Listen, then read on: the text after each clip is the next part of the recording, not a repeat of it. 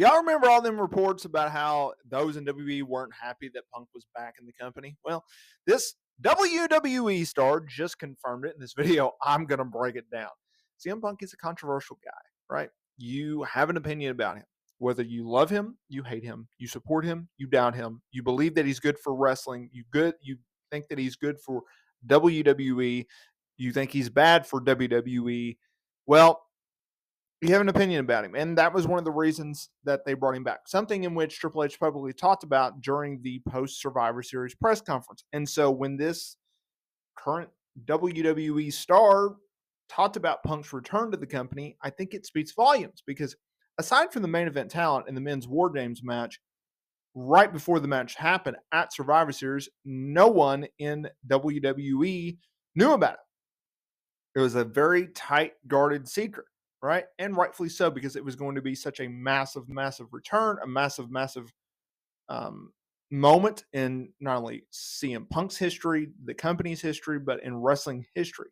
People had been waiting for this moment for almost 10 years, 9 years almost to the day. So I thought that was very, very cool. And yes, Seth Rollins losing his S and talking crap and flipping him off and doing all this other thing after the match, well, that's just part of the storyline. But then you have it where, okay, he's back, people have to deal with it. How are they reacting? Well, Bobby Lashley spoke with Steve Fall of Wrestling News Co. Go check out their YouTube channel as well. This is where the interview is posted. And he had to say this about CM Punk's return to WWE. I really don't know, to be honest with you, in terms of his reaction. I was actually leaving WWE around the time that Punk was really starting to pick up steam. I mean, he was there, but he didn't really do anything at that time. I know he had a big impact in WWE in his time there. I spoke with some of the guys that know of him. I got mixed feelings. Some people were very against it. Some people were, whatever.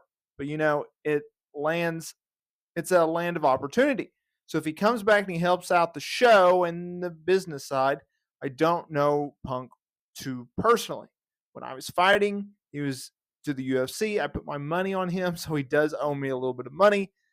Laughs twice. I was like, oh, you couldn't do it. Come on.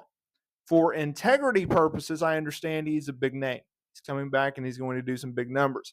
I hope they make kind of I hope he makes that kind of work for some of the stuff. I hope he's not one of those people that, okay, he comes back, going to win the Royal Rumble. We're going to do this. We're going to do that. I hope they give him an opportunity to kind of prove his loyalty to the business. And some of the people in there that just everybody knows him.